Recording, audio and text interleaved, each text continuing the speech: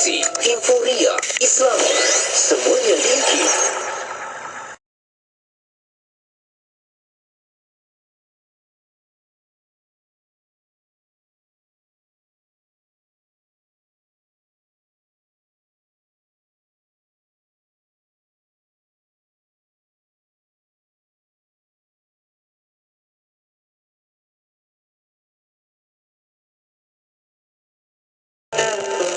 عن ميمونة رضي الله عنها أن رسول الله وجد شاة ميتة أعطيتها مولاة لميمونة من الصدقة، فقال رسول الله صلى الله عليه وسلم: هل انتفعتم بجلدها؟ قالوا: إنها ميتة. فقال: إنما حرم أكلها. Maksudnya bahawa Rasulullah sallallahu alaihi wasallam mendapati seekor bangkai kambing yang dihadiahkan kepada Maula Maimunah daripada sedekah. Maka sabda Rasulullah sallallahu alaihi wasallam, kenapa kamu tidak manfaatkan kulitnya? Mereka menjawab, ia adalah bangkai. Sabda Nabi sallallahu alaihi wasallam, sesungguhnya diharamkan makanannya sahaja. Hadis riwayat Abu Dawud dan An-Nasai. أبصرنا وأبصى الملك لله والحمد لله لا إله إلا الله وحده لا شريك له له الملك وله الحمد وهو على كل شيء قدير. رب أسألك خير ما في هذه الليلة وخير ما بعدها، وأعوذ بك من شر ما في هذه الليلة وشر ما بعدها. رب أعوذ بك من الكسل وسوء الكبر. رب أعوذ بك من عذاب في النار وعذاب في القبر. Kami dan seluruh kerajaan memasuki waktu petang kerana Allah. Segala puji bagi Allah. Tiada sesembahan yang berhak disembah melainkan Allah semata. Tiada sekutu baginya. Semua kerajaan hanya miliknya dan segala pujian hanya untuknya. Dia Maha Berkuasa atas segala sesuatu. Wahai Tuhanku, aku memohon kebaikan yang ada di hari ini dan setelahnya. Sebaliknya aku memohon perlindungan dari keburukan yang ada di hari ini dan setelahnya. Wahai Tuhanku, aku berlindung kepadamu dari kemalasan dan buruknya umur tua. Wahai Tuhanku, aku berlindung kepadamu dari azab neraka dan azab kubur. Didi Siti, dapat anugerah ke? Ish, belum lagi lah. Ni, nak umumkan. Dengar ya. 6 Julai adalah hari ulang tahun Radio IKIM. Tahun ini yang ke-22. Jadi, selamat ulang tahun Radio IKIM. Terima kasih kepada para pendengar yang menyokong kami selama ini. Bismillahirrahmanirrahim. La hawla wa la quwwata illa billah. La hawla wa la quwwata illa billah. La hawla wa la quwwata illa billah. La hawla wa la quwwata illa billah. La hawla wa la quwwata illa billah.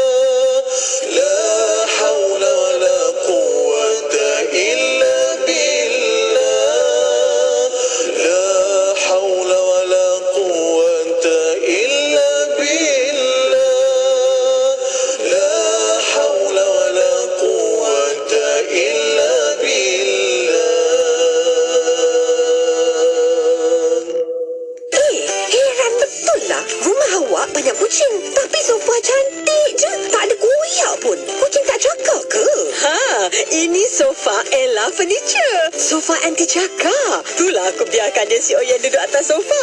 Bulu pun tak lekat. Anda yang beli kucing tu, nak masuk rumah baru atau nak beli sofa, dapatkan sofa Ella Furniture. Fabrik anti cakar dengan 200 warna untuk disepadan dengan dinding rumah. Lari FB Ella Furniture Malaysia atau ke showroom di Bukit Jelutong Shah Alam. Tawaran menarik. Radio Wiki membuka ruang dan peluang kepada para penaja untuk memperkenalkan produk dan perkhidmatan kepada lebih 1 juta pendengar seluruh Malaysia. Jom tingkatkan penjenamaan syarikat anda melalui pengisian rancangan menarik bersama tawaran iklan terkini pelebut peluang ini dan nikmati pelbagai faedah penajaan yang sangat berbaloi. Hubungi 017-345-2564 atau 012-686-9236. Kami sedia membantu anda. Tarikh tutup permohonan iklan pada 16 hari bulan setiap bulan. Anda kini sedang mendengar Destinasi IKIM bersama Mona Jasman.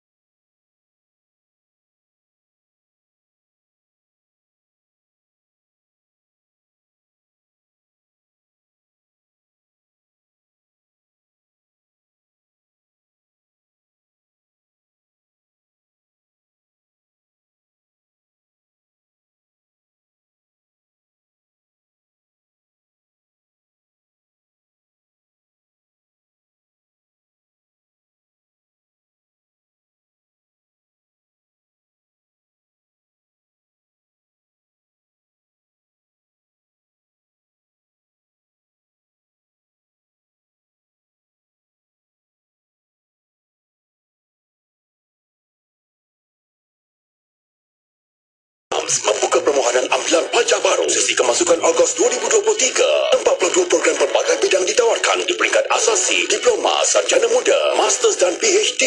Pengajian berintegrasikan duniawi dan ukhrawi. Program pengajian diiktiraf MQA dan pembiayaan pendidikan disediakan. Mohon sekarang di www.unishams.edu.my atau hubungi 04 415 5051. Jadikan Unishams destinasi pengajian pilihan anda. Jom masuk Unishams. Siti, kamu ni kejap solat, kejap tak. Jangan buat main-main, Siti. Sibuk, Mak. Masa terhad sikit. Manakah nak rehat untuk makan lagi? Nak cuci makeup sebelum solat lagi?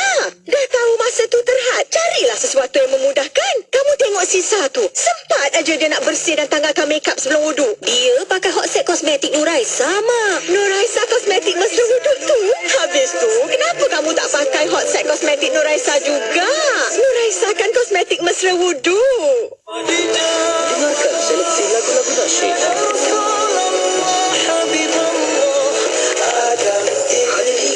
Inspirasi Inforia Islam. Bismillahirrahmanirrahim. Alhamdulillahirrabbilalamin. Wassalatu wassalamu ala asyrafil anbiya wal mursalin Sayyidina Muhammad wa ala alihi wa sahbihi ajma'in. Assalamualaikum warahmatullahi wabarakatuh kepada para pendengar yang masih setia bersama kami di Radio Satu Kefahaman Islam Malaysia Radio IKIM. Alhamdulillah untuk waktu ini masih bersama destinasi IKIM bersama saya Mona Jasman menemani anda sehingga jam 7 malam nanti. Dan untuk petang ini hari Rabu, kita akan membawa kepada anda secara langsung di YouTube IKIM Media untuk rancangan Fas'aluna Tanialah Kami. Dan untuk anda soalan pertanyaan boleh hantarkan melalui WhatsApp konti 01129004 dan juga boleh tinggalkan di YouTube IKIM Media.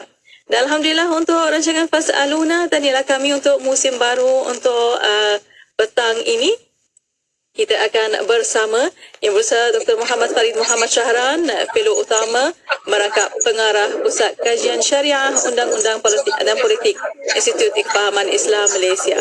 Assalamualaikum Doktor. Assalamualaikum warahmatullahi wabarakatuh. Apa khabar Doktor? Kaifa haluka? Baik, bikhair, alhamdulillah. Alhamdulillah.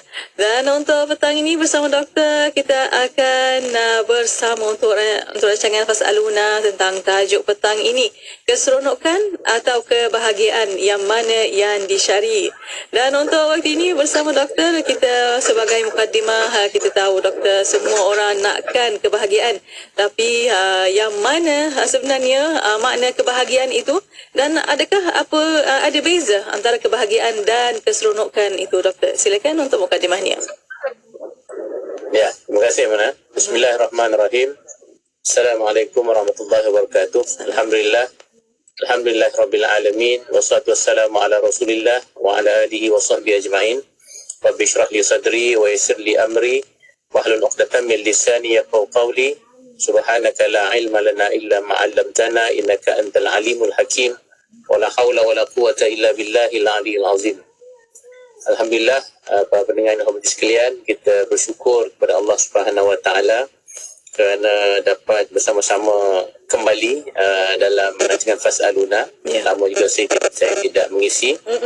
Dan alhamdulillah kita bersyukur kerana kita masih diberikan nikmat oleh Allah Subhanahu wa taala dalam pelbagai aspek kehidupan kita. Sihat, makan pun sedap, tenang jiwa dan lain-lain lagi. Dan nampak gayanya kita bahagialah kalau kita ada benda-benda tu kan. Tetapi hari ini kita nak bicarakan bahawasanya sebenarnya satunya tidak ada orang yang tak nak bahagia, ya. Semua orang nakkan kebahagiaan. Kalau kita tanya orang-orang yang buat benda-benda yang tak baik pun, sebenarnya akhirnya dia nak dapatkan kebahagiaan pada diri dia sebagaimana yang dia faham lah. Betul. Oleh kerana itu penting sebenarnya untuk kita tanyakan soalan ini, Mona, ya. Walaupun soalan ini mungkin soalan yang agak bunyi falsafah sikit lah, apa erti kebahagiaan. Ya, Doktor. Tapi kalau kita lihat, kalau kita tanyakan persoalan ini, walaupun mungkin sukar seseorang itu dia nak takrifkan kan, dia nak definisikan apa itu kebahagiaan. Tapi kalau kita tanya dia apa benda yang membahagiakan dia, dia boleh cerita. Dia akan kata bahawasanya kalau dia dapat makan KFC, dia bahagialah, sebab dia mungkin peminat tegar KFC kan misalnya kan. Atau dapat minum air Coke ke, atau dia boleh dapat duit yang banyak, dia dapat kereta, beli kereta, beli rumah, dan mungkin setiap orang yang kita tanya tu dia akan ada jawapan yang berbeza-beza tentang apa yang dia lihat dan dia faham sebagai kebahagiaan. Jadi yang kita nak bangkitkan pada hari ini dalam Fasaluna kita ini ialah kalau kita lihat daripada jawapan-jawapan orang yang kita tanyakan, perkara-perkara yang membahagiakan itu, kita dapati bahawa ada yang mengatakan bahawa benda-benda yang membahagiakan dia itu bersifat cukup sementara sifat dia, kan? Kejap sangat. Katalah yang kata dia suka makan KFC tadi, mungkin yang dia rasa bahagia makan KFC itu sebenarnya masa dia telan benda tu je, masuk kat lidah, rasa kat lidah dia, dan masuk kat perut dia. Betul. Dan mungkin ketul yang pertama ayam yang dia makan tu membahagiakan. Masuk ketul kedua mungkin dah kurang sikit bahagia dia. Masuk yang ketiga dan yang keempat dan kelima, dia bukan sekadar tidak membahagiakan, tapi dia mungkin akan jadi sebaliknya. Dia akan jadi mengsengsarakan dia. Sebab kalau makan dah terlalu banyak, perut dia sakit, dia nak sendawa susah, apa semua dan lain-lain lagi. Jadi adakah itu yang kita panggil sebagai kebahagiaan? Begitu juga kalau ada orang yang mengatakan bahawa dia bahagia kalau dia dapat naik motor laju, motor besar laju, dan mungkin speed dia tinggi kan. Tetapi ternyata satu, dia akan bahagia masa dia speed tu lah kan, masa dia bawa laju motor tu. Bila dia sampai kepada destinasi dia tu, mungkin hilanglah kebahagiaan dia tu. Sebab kebahagiaan tu hanya terkait dengan perbuatan dia menunggang motor tu saja. Jadi masih sifatnya sementara, dan kemungkinan kebahagiaan yang dia capai itu boleh juga berisiko membawa kepada kesengsaraan atau kecelakaan. Kalau terlalu laju misalnya, mungkin akan aksiden dan lain-lain lagi. Jadi itu juga bagi kita tahap yang dipanggil bahagia yang cukup sementara. Hatta orang yang katakan dia rasa bahagia kalau dapat rumah besar pun mana, mungkin dia bahagialah ketika dia duduk rumah tu setahun yang pertama. Tapi bila dia masuk tahun yang ke-10 duduk kat rumah tu, mungkin dia dah mula rasa bosan. Dan malah mungkin bagi orang yang dah berusia misalnya, dia akan rasakan bahawa bukan sekadar bosan, dia rasa susah pula. Dia akan jadi sengsara pula, buat nak bersihkan rumah pun susah sebab terlalu besar. Mungkin nak naik tangga tingkat atas pun susah sebab lutut dah tidak berapa kuat. Jadi masih kebahagiaan bentuk itu sifatnya sementara. Dan yang paling malang kalau kebahagiaan kita itu yang kita rasa membahagiakan tetapi sebenarnya dia merosakkan.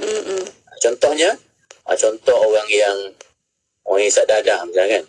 Mungkin ketika dia isap dadah tu, dia high semacam, dia rasa cukup bahagia. Tapi dia tidak sedar apa yang dia lakukan itu memang hasilnya akhirnya akan merosakkan diri dia.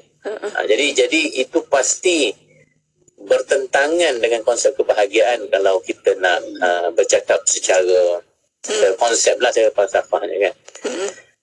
Jadi yang kita nak kaitkan dengan tajuk kita pada hari ini, yang sifatnya sementara, yang hanya kita rasa ketika kita buat sekejap itu mungkin apa yang dimaksudkan dengan keseronokan. Keseronokan. Jadi keseronokan itu lebih bersifat sementara sifatnya. Sedangkan kebahagiaan ni dia lebih tinggi. dia sifatnya lebih kekal dan dia boleh bertahan dalam diri kita. Jadi untuk seterusnya itu kita akan huraikan lagi maknanya tentang persoalan kebahagiaan ni, kerana ini juga merupakan satu masalah besar pada hari ini kepada banyak kumpulan masyarakat, khususnya anak-anak muda kita yang kononnya mencuba untuk mencari kebahagiaan dengan pelbagai cara, tetapi akhirnya cara mencari kebahagiaan itu mungkin berakhir dengan risiko-risiko yang merosakkan diri dia, atau mungkin menyebabkan dia rasa stres dan tertekan dalam kehidupannya, dan akhirnya pasti tidak bahagia lah. Mona Iya. Terima kasih doktor atas pencerahan dan untuk waktu ini doktor dan para pendengar, kita akan berehat seketika. Kita akan kembali selepas ini.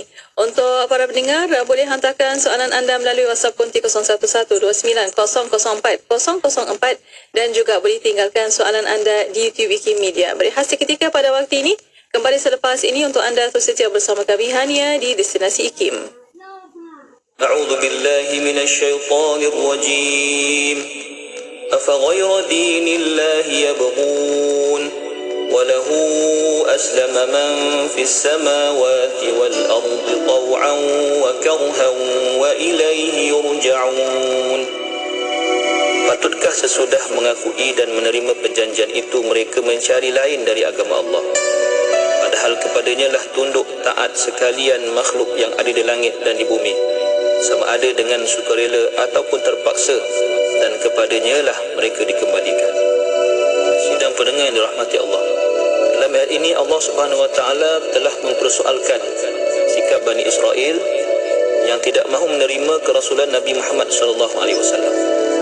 Sedangkan keimanan pada Nabi SAW itu merupakan sebahagian daripada syariat Nabi Musa dan Nabi Isa AS, dan juga sekalian para rasul. Satu hari seorang Yahudi nama dia Ka'bul Ashraf berjumpa dengan Nabi SAW kerana dia sedang bertelagah dengan seorang Nasrani, dan dia berkata, "Wahai Muhammad, siapakah di antara kami yang lebih berhak dengan Nabi agama Ibrahim alaihissalam?" Jawab Nabi, "Kedua-dua kamu tidak layak dinisbahkan kepada agama Nabi Ibrahim alaihissalam." Jawab Ka'ab, "Kalau begitu kami tak setujulah dengan kau dan menolak keputusanmu." Lalu Allah menurunkan ayat di atas. Allah mempertikaikan kedegilan Bani Israel yang masih enggan menerima dan beriman dengan Nabi SAW. Walaupun mereka telah pun kenal Nabi seperti mana mereka kenal anak-anak mereka sendiri. Dan sedangkan seluruh langit dan bumi tiada pilihan melainkan tunduk menyerah kepada perintah Allah Subhanahu Wa Taala, sama ada rela ataupun terpaksa. Maka sebagai hamba Allah, marilah kita paksa diri kita untuk taat kepada segala kehendak Allah. Jangan sampai masa kita terpaksa baru hendak taat. Paksalah diri kita untuk beramal ibadah ketika kita sihat. Jangan sampai sakit baru hendak beramal ibadah kerana inginkan kesembuhan. Malulah kita kepada makhluk Allah yang taat sedangkan kita masih leka dan tenggelam dalam maksiat. Janganlah hendak kita di akhirat nanti menyesal kerana tidak taat kepada Allah Subhanahu Wa Taala.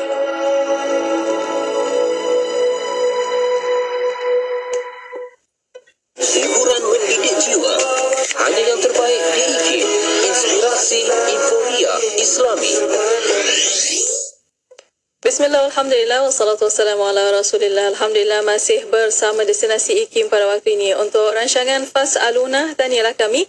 Dan untuk para pendengar, masih lagi bersama anda di YouTube IKIM Media. Soalan pertanyaan boleh hantarkan melalui WhatsApp konti 01129004 dan juga boleh tinggalkan di YouTube IKIM Media.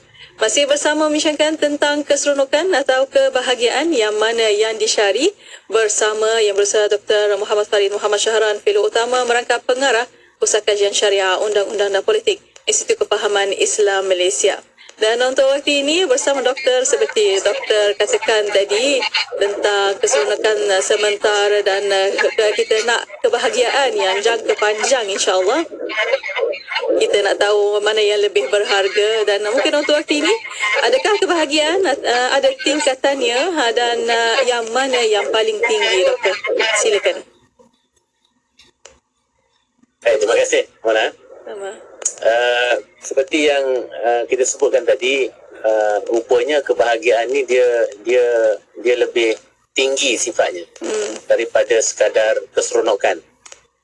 Dan ini penting kerana apa? Kerana hari ini isu orang yang tidak bahagia ni begitu banyak kes-kesnya, yang akhirnya nak bunuh diri, yang akhirnya melakukan perkara-perkara yang ekstrim dalam kehidupan hanya kerana dia merasakan bahawa itulah cara dia nak menghilangkan kebosanan hidup dan juga rasa tidak seronoknya kehidupan. Sebagai seorang Muslim, kita harus jelas, orang Muslim sepatutnya dia tidak ada sepatutnya lah dia tidak akan ada rasa bosan dalam arti kata yang sebenar dalam kehidupan. Kerana apa? Kerana dia banyak benda nak dilakukan sebagai seorang hamba Allah Subhanahu Wa Taala, sebagai seorang khalifah yang Tuhan lantikkan, beri amanah dan tanggungjawab tugas kita di dunia ini. Dan urusan-urusan itu sendiri menyebabkan kita sibuk dalam kehidupan kita sebenarnya, dan tidak akan ada ruang untuk kita rasa kita tak tahu nak buat apa dalam kehidupan ini. Dan yang kita lakukan dalam tugasan-tugasan yang kita sebutkan tadi sebagai hamba itu merupakan perkara-perkara yang berharga, yang bermanfaat, yang tinggi nilainya, dan yang sebenarnya membawa kebahagiaan yang hakiki. Tetapi disebabkan mungkin kita sudah salah faham tentang konsep kebahagiaan itu, menyebabkan kita sudah kelirukan kebahagiaan itu dengan keseronokan, dan keseronokan itu pula mana dikaitkan dengan hanya keseronokan yang bersifat luaran saja, yang bersifat jasmaniah saja. Itu sebab tadi makan ni sifatnya luaran saja. Dia penting untuk memberikan tenaga, menyebabkan kita sihat, tetapi dia ada limit, dia ada had dia. Kalau berlebihan nanti akhirnya mungkin akan merosakkan kita. Sebab itu dalam Islam kita dibenarkan makan segala perkara yang halal, tetapi kita didisiplinkan oleh agama Islam itu sendiri untuk kita berpuasa misalnya dalam bulan Ramadan. Paling kurang setahun tu sebulan kita diminta supaya tidak makan, supaya kita tahu bahawa itu bukannya perkara yang harus kita kejar dalam kehidupan kita ini. Jadi berpuasa di bulan Ramadan itu merupakan training untuk kita mengawal. Begitu juga dengan keseronokan dalam bentuk seksual misalnya kan.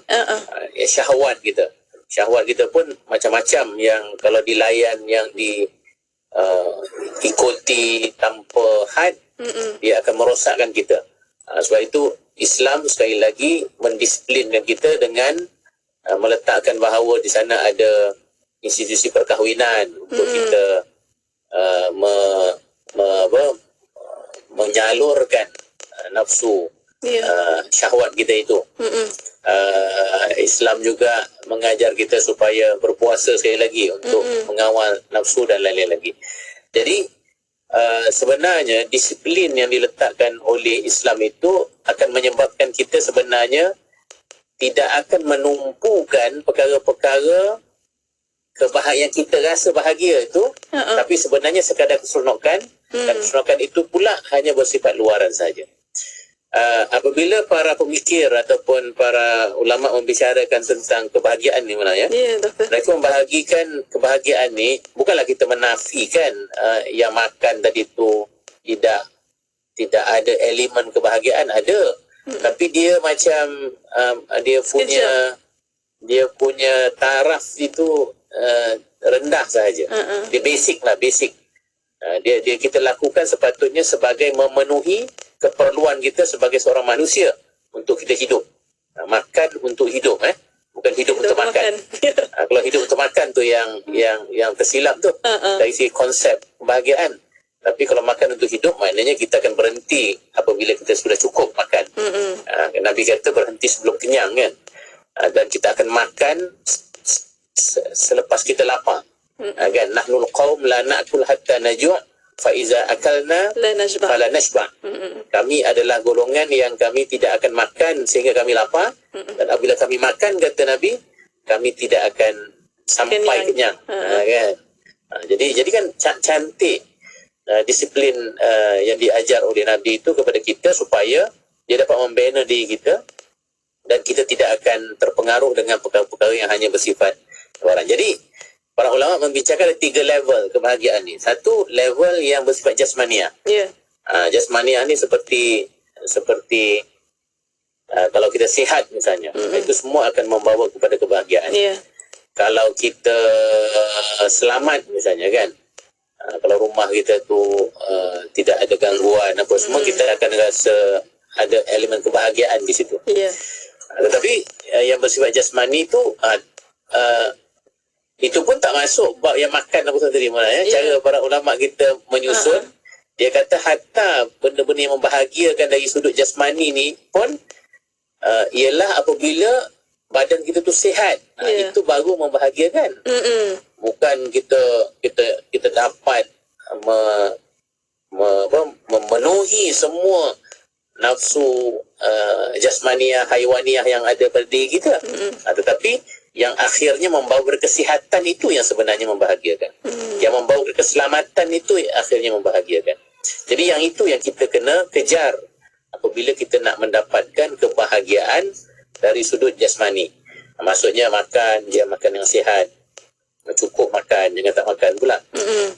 Kemudian jaga kesihatan dan lain-lain lagi supaya kita ni. Kemudian level yang kedua, kebahagiaan ni adalah bersifat dipanggil kharijiyah, yang bersifat luaran. Contohnya macam harta. Kan kita ada rumah, kita ada kenderaan, kita apa semua. Kenapa? Kerana perkara-perkara ini akan facilitate, akan memudahkan kehidupan kita. Bila hidup tu lebih mudah, maka adalah elemen kebahagiaan di situ. Jadi sebab itu yang ini pun kena ada lah, kena ada. Jangan sekadar malas bekerja apa semua, akhirnya tidur kat tepi jalan kan. Pastinya tidak selesa. Ya, betul. Dan akhirnya membawa kepada kesengsaraan. Kan?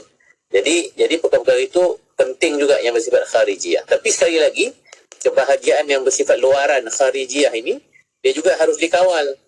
Jangan banyak sangat harta kan, kita pula jadi pening kepala nak jaga harta kita tu. Kita nak ada pula, kalau ada rumah kan, nak kena ada security-nya. Kalau ada banyak emas nanti kan, nak kena simpan kat mana. Dia dah terlalu banyak, dia akan menjadi beban kepada kita pula. Okey, yang ketiga, level yang ketiga yang merupakan level yang paling tinggi sebenarnya dalam konteks kebahagiaan adalah yang bersifat nafsi ya. Yang bersifat diri. Dan diri itu pula bukan diri jasmani yang seperti yang kita sebutkan tadi, ialah diri yang bersifat rohani. Roh kita, jiwa kita, akal kita. Dan ini, kebahagiaan ini akan tercapai apabila kita ada ilmu misalnya, kan? Ketika kita ada ilmu, akal kita ni dipenuhi dengan kebijaksanaan dan ilmu, dia akan rasa bahagia sebab kehidupannya jadi cerah. Dengan ilmu itu dia dapat mengetahui banyak perkara dan dia dapat memandu dan mengawal hidupnya supaya tidak ditipu orang, supaya dia dapat membuat sesuatu dengan efektif dan efisien dan lain-lain lagi. Dan dengan akhlak itu pula dengan jiwanya yang bersih, tingkah laku yang baik. Sebenarnya itulah level yang paling tinggi dalam konteks agama Islam. Dan itu yang ketiga itu tercapai apabila kita ada keimanan yang kuat pada Allah Subhanahu Wa Taala, ilmu dan iman yang kuat, dan akhirnya kita benar-benar beramal dengan ilmu kita dan tunduk kepada Allah Subhanahu Wa Taala. Kerana di situ kita sudah ada iman, kita sudah ada aman. Iman tu dengan aman tu satu, dia punya root word tu, akar katanya. Orang yang beriman tu sebenarnya dia aman. Aman daripada apa? Aman daripada keraguan, aman daripada tidak tentu. Kerana dia dah beriman dengan Tuhan yang paling agung, yang berkuasa, yang dapat menyelamatkannya dan dapat memandunya dan dapat beri hidayah kepadanya. Itulah bentuk kebahagiaan yang tertinggi mana dalam level itu. InsyaAllah nanti kalau ada masa kita sambung lagi. Ya, insya-Allah. Alhamdulillah. Terima kasih doktor atas pencerahan. Itulah bila ada iman dan aman tu tenang je hidup, insya-Allah. Alhamdulillah. Ya, insya-Allah. InsyaAllah. Dan untuk waktu ini, doktor dan para pendengar, kita akan berehat sekali lagi. Kita akan kembali selepas ini. Untuk para pendengar, boleh hantarkan soalan anda melalui WhatsApp konti 01129004 004 dan juga boleh tinggalkan soalan anda di YouTube IKIM Media. Berehat sekali lagi kembali selepas ini untuk anda terus setia bersama kami hanya di Destinasi IKIM. Kita sebagai manusia, kita ingin ya Allah hidup di dunia ini dengan penuh rasa bahagia. Kita nakkan kebahagiaan dalam rumah tangga kita. Kita nakkan kebahagiaan dalam perhubungan kita. Kita nakkan kebahagiaan dalam kerja buat yang kita lakukan. Kita nak apapun dalam hidup ini dalam keadaan hati kita bahagia. Namun Allah Subhanahu Wa Taala memberi prinsip bahagia dengan Allah campakkan terlebih dahulu ketenangan. Disebut oleh Allah sakinah. Dan sakinah inilah sebenarnya yang merubah rumah tangga itu menjadi bahagia. Perhubungan itu menjadi bahagia. Kerja yang kita lakukan akan menjadi bahagia. Kehidupan kita menjadi bahagia apabila Allah Subhanahu Wa Taala telah terlebih dahulu mencampakkan dalam hati kita yang disebutkan sebagai sakinah. Allah Subhanahu Wa Taala menyebutkan tentang sakinah ini adalah milik Allah yang Allah campakkan ke dalam diri kita.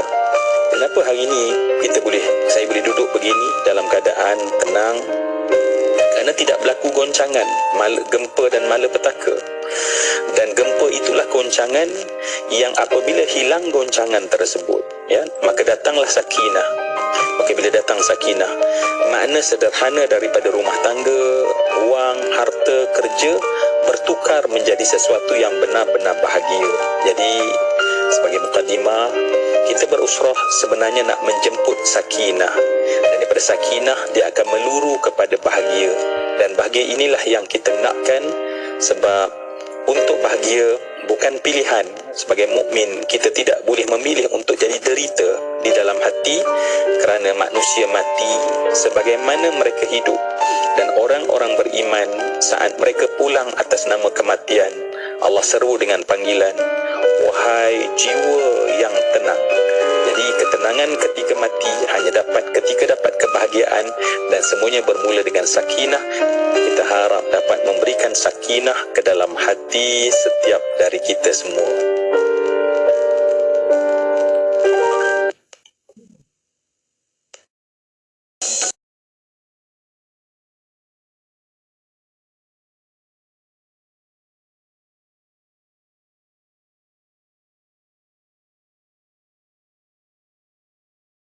Inspirasi Emporia Islami hanya di Radio Institut Kefahaman Islam Malaysia. Terima kasih kepada anda yang masih setia bersama kami.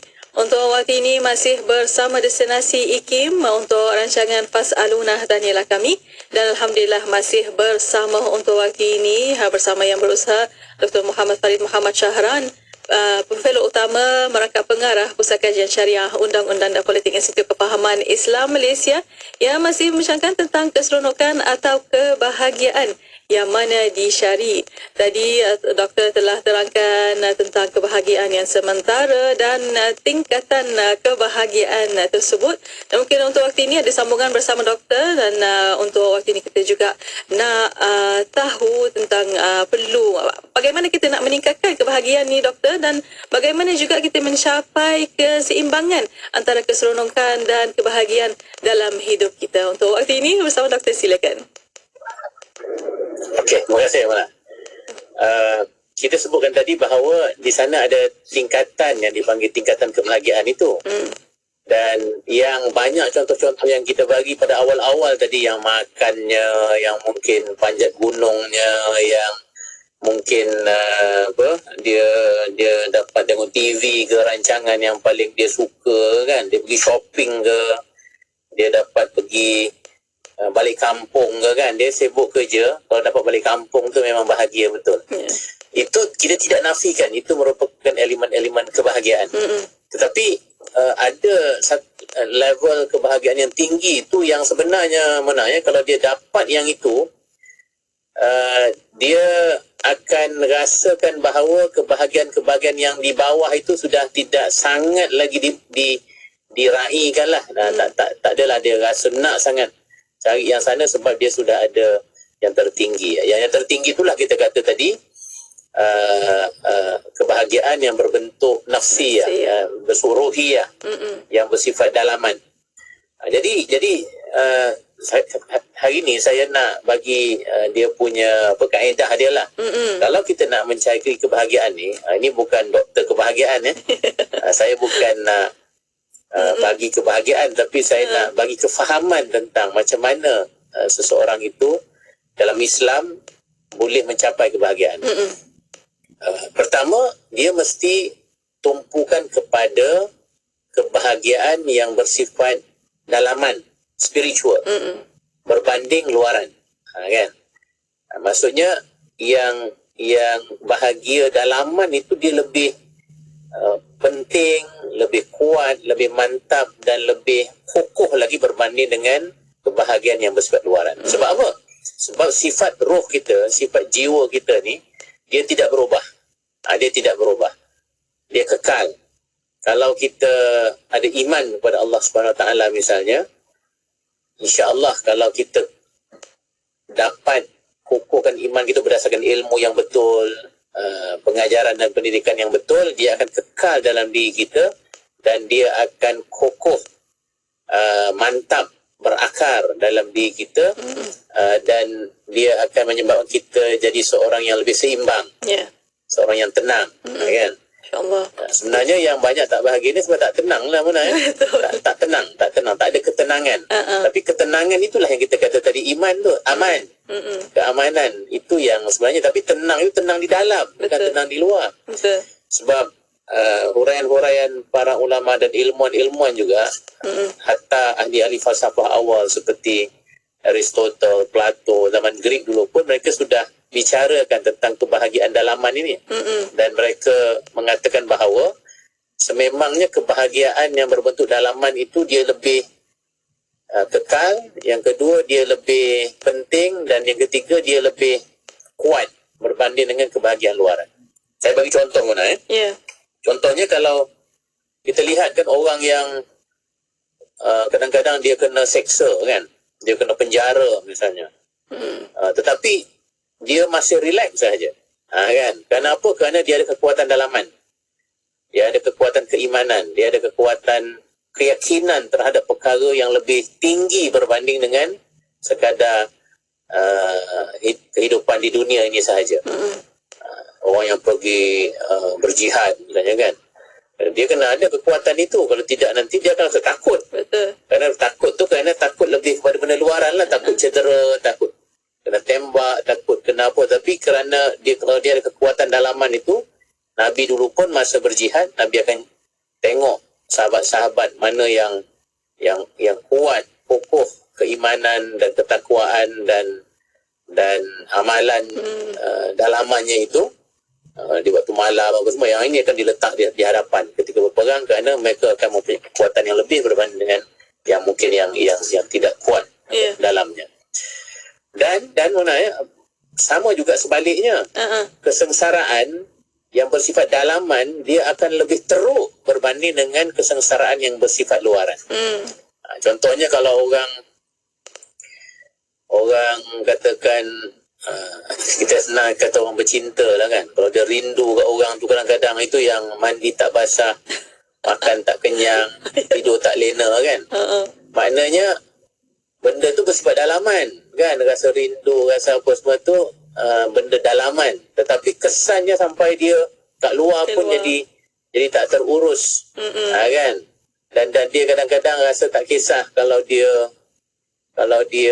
tak makan pun dia rasa tidak sesengsara kesengsaraan dalaman dia yang dihadapi itu. Itu menunjukkan bahawa hal-hal dalaman ini dia lebih kuat, sama ada yang baik ataupun yang buruk. Jadi sebab itu kita harus tumpukan dalam konteks cari kebahagiaan ni, cari perkara-perkara yang lebih, satu, dia dalaman. Yang kedua, cirinya dia mesti kekal. Jangan cari benda yang sekejap saja dia punya bahagia dan seronok itu, tapi cari yang kekal. Hatta kalau bercinta tadi pun mana cinta manusia ni memanglah kita rasa seronok, tapi kadang-kadang tak kekal. Betul. Lama kan kita dah mula. Tapi kalau cinta pada Tuhan misalnya, Allah itu maha kekal.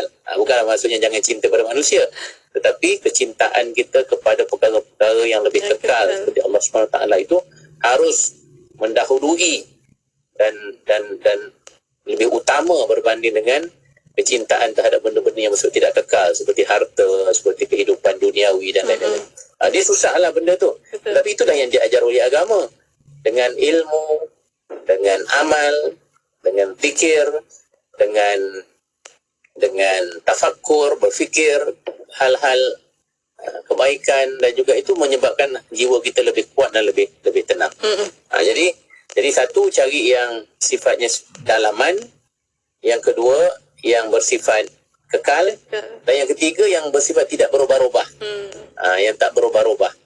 Ini kadang-kadang kita seronok yang ni, bahagia dapat kereta besar. Nanti bulan depan dah tak seronok dah kereta, kita dah seronok motor pula.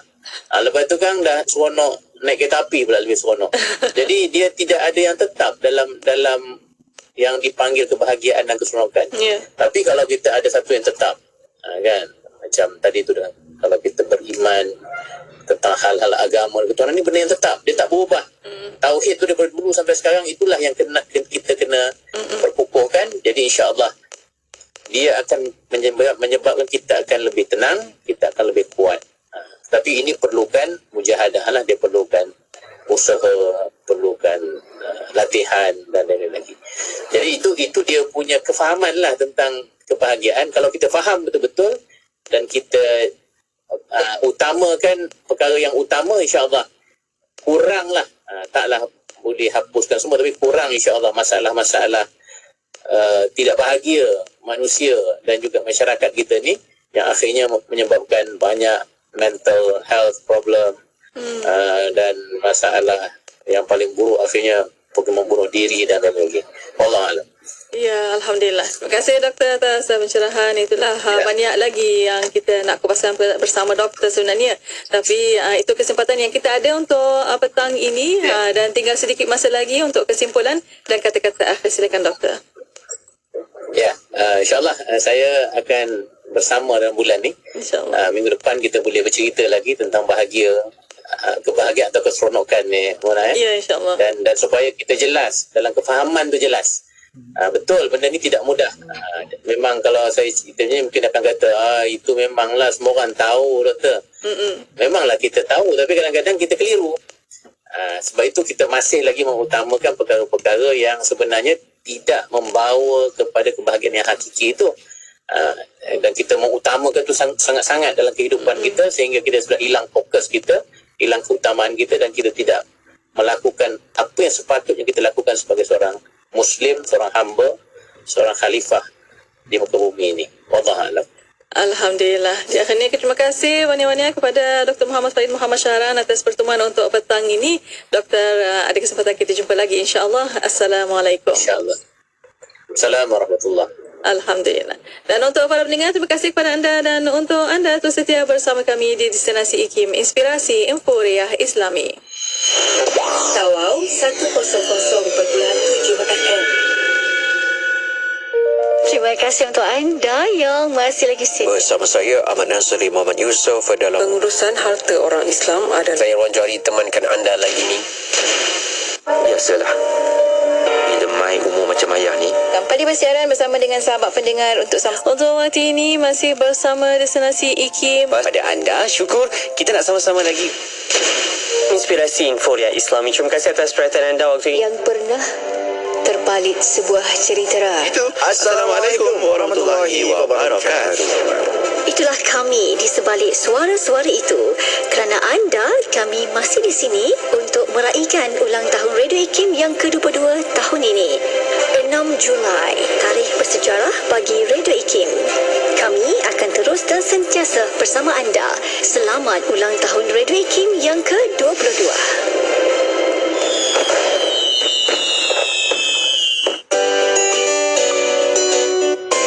According to positive psychologists, saying thank you is no longer just good manners. It is also beneficial to the self. To take the best known examples, studies have suggested that being grateful can improve well-being, physical health, can strengthen social relationships, reduce positive emotional states, and help us cope with stressful times in our lives. But we also say thank you because we want the other person to know we value what they have done for us and maybe encourage them to help us again in the future. The idea that saying thank you makes people more likely to help in the future. Teach your child learns to say thank you early in life. From morning till night, thank you should be part of our everyday language. Saying thank you sets a tone and an acknowledgement that all things are in reality gifts and nothing is due or guaranteed. Saying thank you helps build an inner structure of gratefulness. Nothing should be taken for granted. Practice your thank you today. Kota Baru 89.8.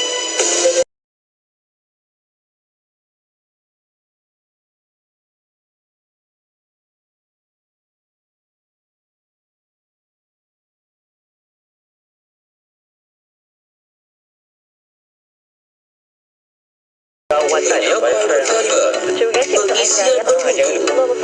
Inspirasi Informa Islam.